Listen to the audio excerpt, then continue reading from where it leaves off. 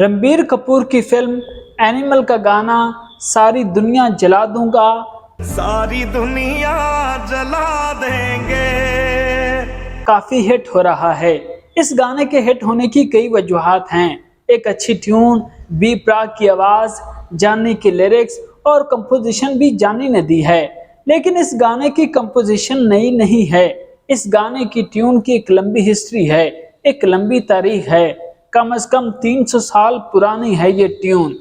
फिर भी जहां तक हो सका हम आज देखेंगे कि इस गाने की तारीख क्या कहती है। सो दोस्तों, मैं हूं रिजवान यूसुफ और आप सबको अपने चैनल में खुशामदीद कहता हूं।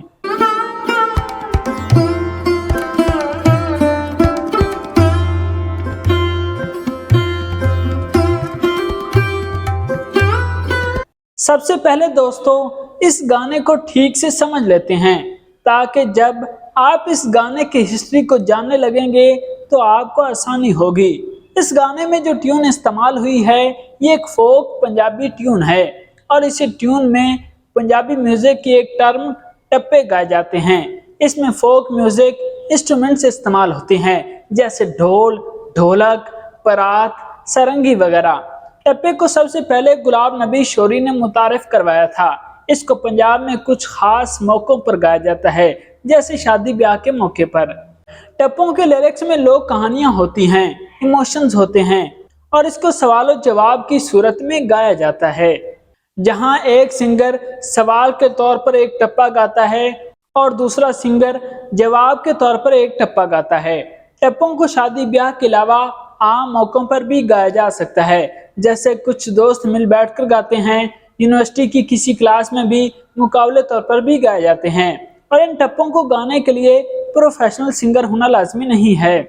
कोई मेरे जैसा जो गायकी के मामले में बिल्कुल फोड़ है वो भी गा सकता है, क्योंकि ये मुकाबला गायकी नहीं है बल्कि टप्पों का है। इसमें पूरा गाना एक ही ट्यून पर चलता है और टप्पे के एक मिसरे का दूसरे से तालमेल होना जरूरी नहीं है। जब फिल्मों में इस गाने को गाया जाता है तो इसमें इस गाने का म्यूजिक डायरेक्टर भी लिखा जाता है। मेरे ख्याल में वो म्यूजिक अरेंजर हो सकता है, म्यूजिक डायरेक्टर नहीं।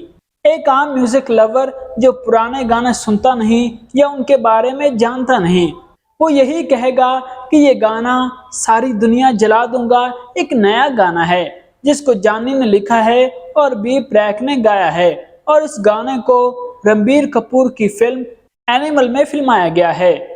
सारी दुनिया जला देंगे। कुछ लोगों का यह भी कहना है कि ये गाना तो लैम्बोर्गिनी गाने की कॉपी है। लैम्बोर्गिनी कमाई जाने और ये गाना अगर व्यूज के हिसाब से देखा जाए तो ये गाना सबसे ऊपर है। इस गाने की एक वीडियो पर 54 करोड़ व्यूज आए थे। ये गाना 2018 में रिलीज किया गया था और इसे रागनी ने गाया था और इसका म्यूजिक दी डोरबेल ने दिया था। लेकिन ये गाना भी ओरिजिनल नहीं है और इसकी ट्यून भी कॉपी की है। 2021 में बॉलीवुड में एक और फिल्म रिलीज हुई थी, शिद्दत, जिसमें विकी कौशल के भाई सनी कौशल ने मरकजी किरदार निभाया था। इस फिल्म में भी इस गाने को गाया गया है। इस गाने को मनन भारद्वाज ने गाया था।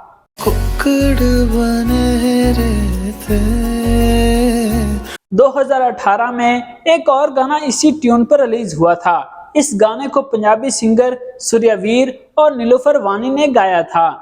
लिरिक्स शली के थे और बोल थे बागे विच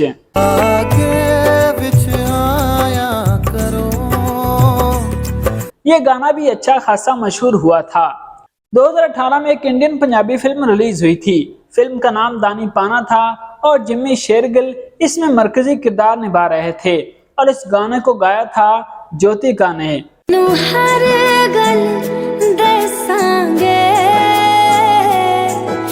2016 में एक और इंडियन फिल्म लव शुदा में भी इस गाने को गाया गया है। इस गाने को नेहा कक्कड़ और गिप्पी ग्रेवाल ने गाया था।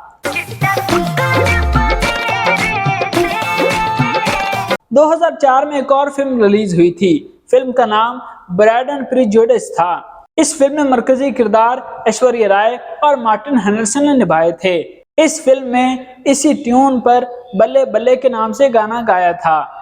गाने को सोनू निगम और गायत्री कांजावाला ने गाया था। बागे विच आया करो।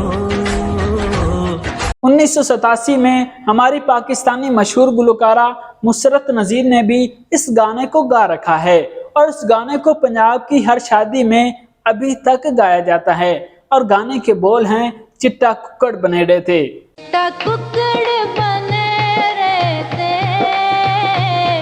लेकिन गाने को पूरी दुनिया में पहुंचाने का सेहरा जगजीत सिंह और चित्रा सिंह को जाता है।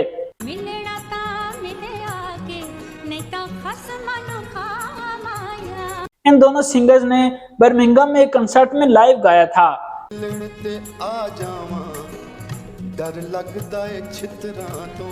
यहाँ से गाना पाकिस्तान भी पहुंचा और इंडिया की लातादाद फिल्मों में इसे बार बार थोड़ा बहुत लिरिक्स बदलकर गाया जाता रहा और अभी तक गाया जा रहा है। लेकिन कहानी यहाँ भी खत्म नहीं होती। ट्यून की तारीख बहुत पुरानी है, लेकिन सबसे पहले इसे किसी फिल्म में लाने वाले म्यूजिक डायरेक्टर ओपी नैयर थे। हम ये तो नहीं जानते कि वो इस ट्यून को कहाँ से लाए थे, कहाँ उन्होंने सुनी थी, लेकिन उन्होंने सबसे पहले फिल्म फागुन में इसका इस्तेमाल किया था। गाने को मोहम्मद रफी और आशा भोसले ने गाया था और गाने के बोल थे तुम रूठ के मत जाना। इन लिरिक्स को कमर जलालाबादी ने लिखा था। तुम रूठ के मत जाना। तो यहाँ से पहली शुरुआत हुई और फिर गाना कहाँ तक आ पहुंचा। रूठ के मत जाना से ये गाना हर हिंदी और उर्दू जबान समझने वाले के लबों पर है। तुम रूठ के मत जाना। ते आ जावा डर लगदा है छितरा तो। कुक्कड़ बने रहते नू हर गल दसांगे। लैम्बोर्गिनी कमाई जाने अगर तुझे हो गया कुछ सारी दुनिया जला देंगे। अगर